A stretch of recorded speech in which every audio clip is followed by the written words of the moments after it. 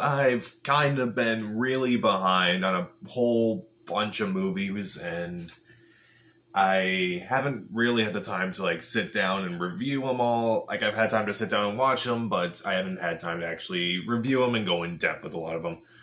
So I'm going to do two videos tonight, basically talking about some of the movies that came out over the last year so far.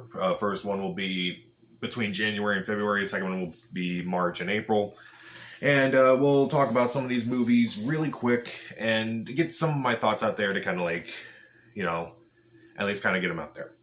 So the first movie was The Little Things, which starred Denzel Washington, Rami Malek, Jared Leto, and it's about two detectives who are trying to solve this mystery about women who are disappearing. And Denzel Washington has some, trauma from his life. He dealt with a mystery that really ate away at him. And the trailers were interesting. The movie looks great, and the performances by Denzel Washington and Rami Malek are really good, and I really like their dynamic, and I really like how their characters kind of change throughout the movie. Like, Denzel Washington is struggling with the case of his past, his trauma, and he slowly recovers from it. Meanwhile, Rami Malek is the opposite. He's fine, he's normal, and then this case they're working on, he becomes traumatized by it. And that's all fine and good. Again, looks great. The score it's good. And then there's Jared Leto. Oh. Why did he get so many nominations for this? Why? He's not good in this movie. He's trying way too hard here, and this is coming from the guy who pretty much ruined the Joker. Now, I kind of gave him a pass with Joker, because, we didn't see too much of him in the Suicide Squad, so it's it's not like we can really complain too much about his performance because it's not really there. In this movie, he's there a lot, and his performance is not good. It's not good. It's trying too hard and not hard enough at the same time, if that makes any sense. It's weird. It brings the whole movie down, mostly.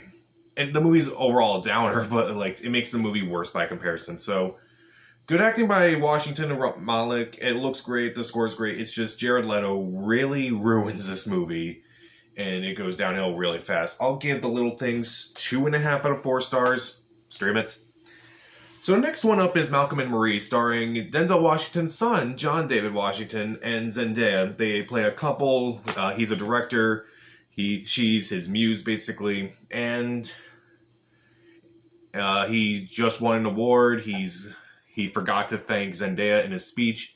And they basically bicker and argue throughout the entire thing. Now, this movie was actually written and shot during the whole pandemic, and it all takes place in this house. And the movie, I was definitely intrigued because I do like John David Washington. Zendaya, I've liked her in the Spider-Man movies, and, she's good on Euphoria, and the creator of Euphoria is behind this, so why not?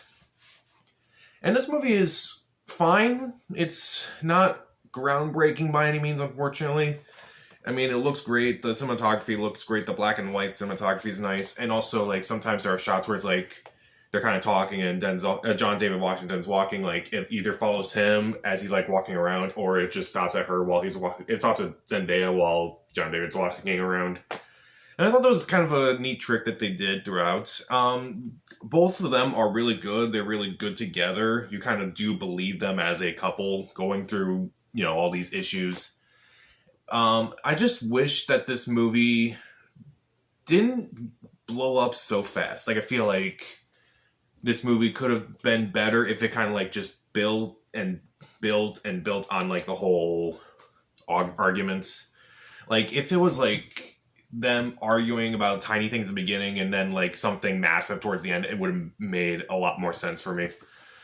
So overall, the performances are fine, and there's a little thing about film critics in there, and I thought it was fair criticism, honestly, about film criticism, which, I am kind of a film critic, but we're all critics, so I don't know. I'll give it, I do think the performances are fine, the cinematography is great. I just think the screenplay kind of went, they dove head first into the pool, and instead of kind of wading through it, going through the shallow area and then just going into the deep end later on.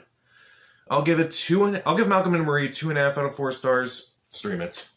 And now we get into one of the really bad ones, which was Breaking News in Yuba County, a movie that tries so hard in a lot of ways, and yet it fails on pretty much every level. So Allison Janney plays this housewife.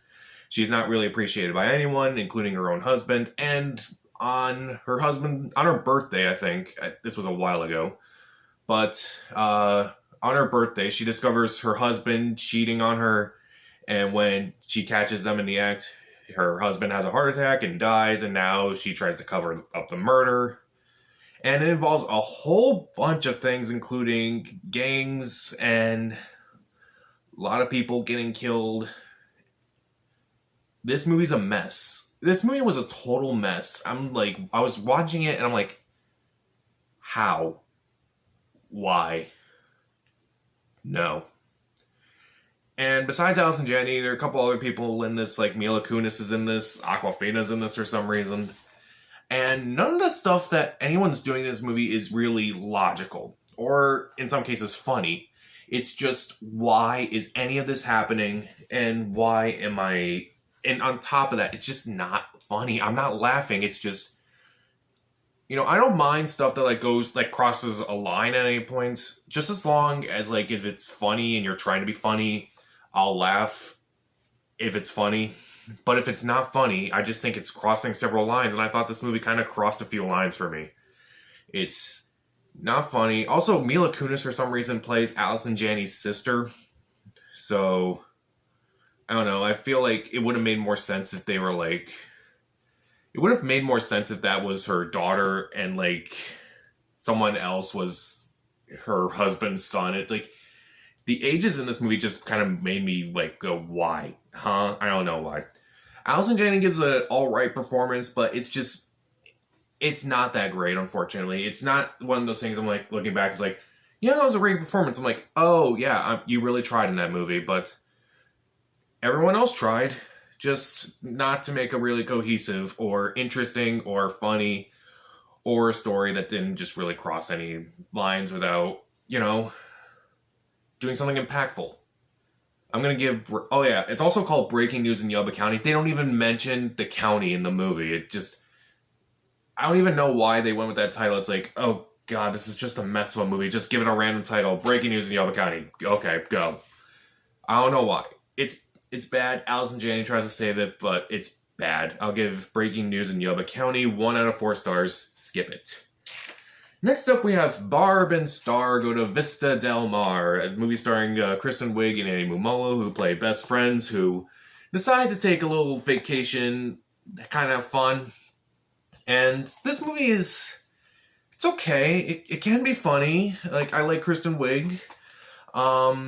But they're funny, they're friends, they're really funny together, and their chemistry works throughout the entire movie. Also, Jamie Dornan's in this movie, and he's surprisingly very funny in this movie. He might actually be the funniest person in this movie.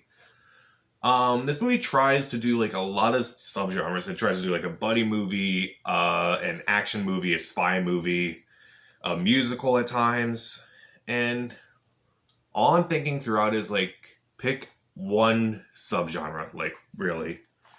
Just pick one. It gets so annoying with all the tones, all the shifts in the tone, because okay, what kind of story is this? Okay, it's a spy movie. Okay, it's a buddy movie. Okay, now it's a musical. It's they're trying to please everyone instead of just trying to please themselves, and I don't know. It can be fun. The main stars make it entertaining enough. I did laugh. But, I really wouldn't recommend this to a lot of people, but if you do come across it, you're not going to have a bad time watching it. I'll give Barb and Star go to Vista Del Mar 2.5 out of 4 stars. Stream it. Unfortunately, that didn't rhyme all the way. Next up, we have Willy's Wonderland, a movie it's basically the Five Nights at Freddy's movie with Nicolas Cage, giving a surprisingly subdued performance in it. He doesn't even say a word in this entire movie. Anyway, it's about a group of teenagers who stumble across this abandoned warehouse full of animatronic creatures that kill people. And again, it's basically the Five Nights at Freddy's movie. It's just not that. It's like one of the sequels. It's just not as good. Like, it just somehow gets worse. The characters are not really that interesting. Even Nicolas Cage is not even that interesting because he doesn't really speak, so it's like he's kind of like giving looks throughout it. He drinks a lot too, and he kills a lot of the animatronic characters.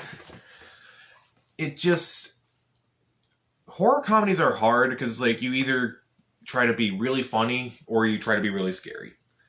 And this movie didn't really try to do either one, and when it did, it just wasn't that good. Like, all the gory scenes weren't that gory to me, and they just killed off all these, like, teenagers that I just couldn't care about. And when you find out, like, what's actually going on, it's just so convoluted that you're just left confused. Like, Nicolas Cage is alright in this performance, but, like, after a while, it just kind of gets kind of boring. And I didn't care too much. I'll give Willy's Wonderland 1.5 out of 4 stars. Stream it. Next up is I Care a Lot. This was a movie that was on Netflix. Rosamund Pike won a Golden Globe for her performance here. And it's about Rosamund Pike. She is a caretaker, basically. However, her main thing is that she takes people who are elderly and basically puts them in homes so she can collect money. And then when she puts I think it was Diane Wiest, into a nursing home, turns out that was not a good thing because now she's entangled with a mob that is led by Peter Dinklage. This movie is... A lot of people are very split on this movie, and I can understand why. It's definitely not real... It's definitely not... How do I put this? Not nice in a way, and not really well thought out at times, unfortunately. Rosamund Pike is good in her performance. All the performances are pretty good. Like, Peter Dinklage is good, Diane Wiest is good, Isa Gonzalez is good. And at times I thought it was very funny, very stylish as well. And, I don't know, like, the characterization of the main character can be a problem because it's like her motive is just very generic. It just didn't really work for me too much. But then again, I'm also kind of thinking...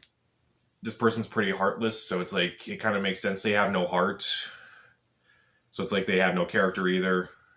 So I thought, I'll let it slide, I guess, but I just kind of thought to myself, how many times am I going to let this slide? Like, it just keeps happening, and, like, there's nothing for her. And I don't really feel any sympathy for her.